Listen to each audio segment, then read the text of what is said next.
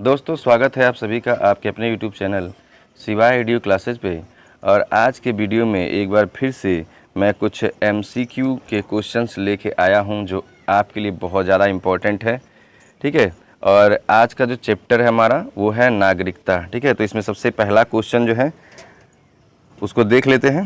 भारतीय संविधान निम्न में से कौन सी नागरिकता प्रदान करता है?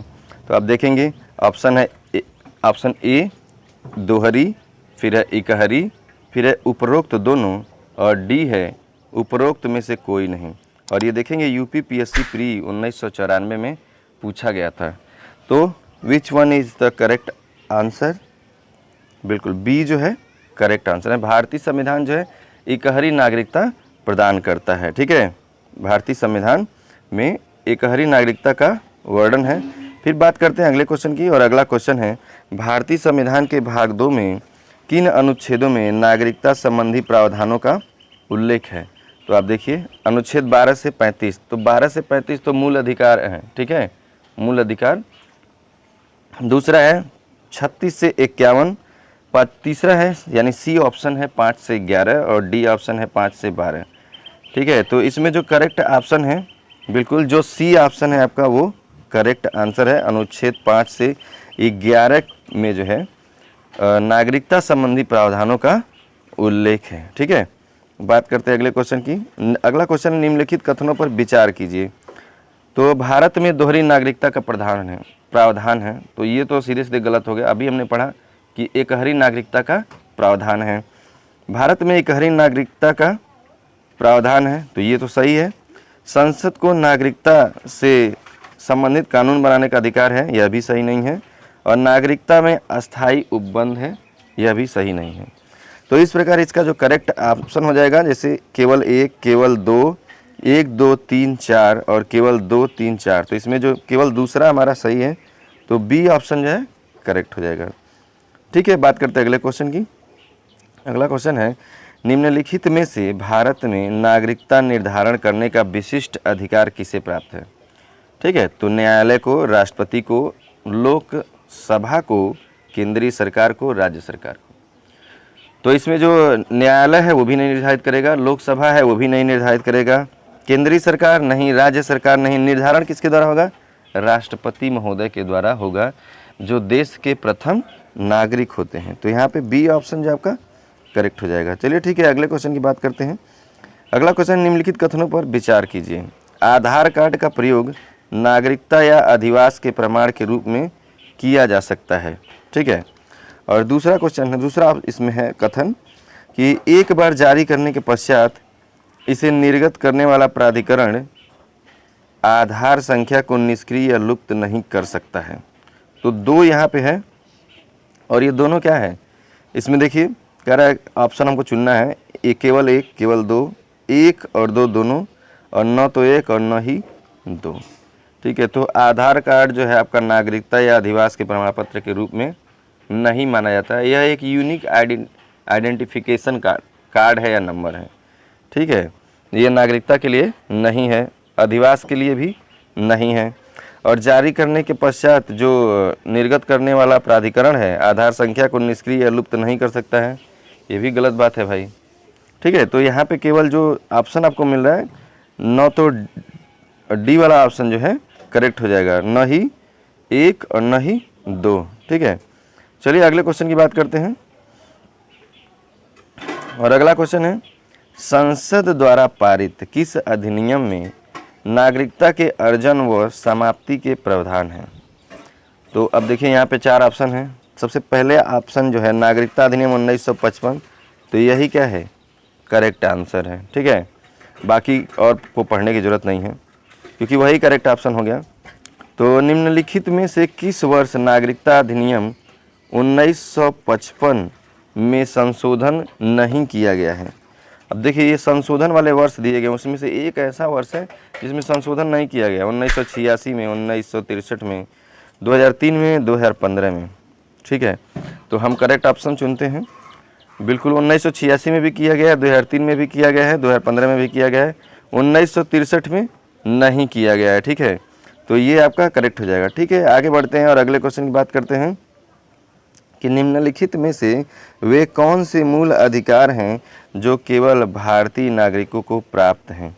ठीक है, अनुच्छेद 14, 15, 20, 21, 24 और अनुच्छेद 15, 16, 20, 21, 24, 25 और फिर है अनुच्छेद 15, 16, 19, 29, 30। तो ये जो क्या है आपका करेक्ट ऑप्शन है सी वाला ही। ठीक है, अनुच्छेद 15, 16, 19, 29 और 30 जो है ये ऐसे मूल अधिकार हैं जो केवल भारतीय नागरिकों को ही प्राप्त हैं। चलिए बात करते हैं अगले क्वेश्चन की। भारतीय संविधान द्वारा विदेशियों को प्रदत्त मूल अधिकार कौन से हैं। प्रदत्त मतलब प्रदान किया गया, कौन सा मूल अधिकार जो है प्रदान किया गया है। चलिए ठीक है, आगे बढ़ते हैं। इसमें देखते हैं 15, 16, 19, 29, 30। तो अभी 15, 16, 19, 29, 30 तो केवल भारतीयों को प्रदान किया गया है। 29, 30, 20, 21 ये भी सही नहीं है। और जो सी ऑप्शन है 14, 20, 21, 21A, 22, 23, 24, 25, 26, 27, 28 यानी जो सी ऑप्शन है आपका वो करेक्ट है। ठीक है, और आप ध्यान देंगे ये सिर्फ विदेशियों को इतना ही प्राप्त है और भारतीयों का ऐसा नहीं कि सिर्फ ये 15, 16, 19, 29, 30 ही प्राप्त है। भारतीयों को सब प्रदान किया गया है, लेकिन ये विशेष रूप से भारतीयों को ही प्रदान किया गया है। ये अनुच्छेद दूसरे लोगों को यानी विदेशियों को प्रदान नहीं किया गया है। फिर नेक्स्ट क्वेश्चन है, कानूनी दर्जे के आधार पर व्यक्तियों के निम्नलिखित कौन से वर्ग हैं। अब देखिए, पहला है नागरिक, अन्य देशीय, राज्यविहीन व्यक्ति और शरणार्थी।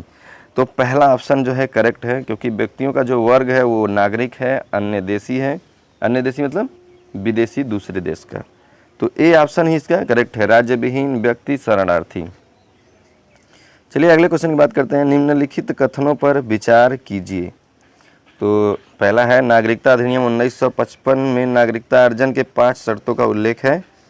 और दूसरा है नागरिकता अधिनियम 1955 में नागरिकता समाप्ति के 3 आधारों की बात कही गई है। अब देखिए इसमें जो है ये दोनों ही गलत है। तो इसमें केवल 1 बिल्कुल गलत, केवल 2 बिल्कुल गलत, 1 और 2 दोनों बिल्कुल गलत, न तो 1 और न ही 2। ठीक है, इसका जो करेक्ट ऑप्शन है वो डी हो जाएगा, दोनों गलत है। चलिए अगले क्वेश्चन की बात करते हैं। निम्नलिखित में से किस भारतीय दंड संहिता की धारा में भारतीय नागरिक द्वारा किए गए आपराधिक कृत्यों के हेतु परिभाषा व दंड का प्रावधान है। यह 1955 के नागरिकता अधिनियम में प्रवासियों हेतु भी सम्मिलित है। तो इसका करेक्ट ऑप्शन कौन सा हो जाएगा। धारा 7, धारा 7A, धारा 10 और धारा 11। 4 ऑप्शन है, तो जो इसका करेक्ट ऑप्शन हो जाएगा वो हो जाएगा बी। ठीक है, धारा 7। चलिए ठीक है, अगले क्वेश्चन की बात करते हैं। अगला क्वेश्चन है नागरिकता संशोधन अधिनियम 2015 में किस कार्ड धारक का विलय इसमें किया गया था। ठीक है, उसे नागरिकता प्रदान कर दिया था। PIO का OCI में पहला ही ऑप्शन जो इसका क्या है करेक्ट है, तो इसको हम करेक्ट कर लेंगे कि PIO का OCI में विलय किया गया था। अगला क्वेश्चन है भारतीय नागरिकता नहीं प्राप्त की जा सकती है किनके द्वारा। जन्म द्वारा प्राप्त की जा सकती है, जन्म लेंगे तो प्राप्त हो जाएगी। देशीयकरण द्वारा तभी प्राप्त हो जाएगी। किसी भूभाग के सम्मिलन द्वारा तब भी आपको प्राप्त हो जाएगा। और भारतीय बैंक में धन जमा करके, बिल्कुल देखिए BPSC 1996 में पूछा था। तो डी ऑप्शन जो है करेक्ट है। भाई बैंक में पैसे जमा करने से आप यहाँ का नागरिक थोड़ी ना हो जाएंगे। नागरिक तो तब होंगे जब यहाँ पे आपका जन्म होगा, इस देश में आप बस जाएंगे।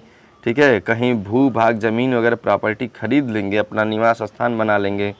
ठीक है, बिजली का बिल आता हो, पानी का बिल आता हो, ये सब चीज़ें जब रहेंगी तभी आप यहाँ के नागरिक जो है कहलाएंगे।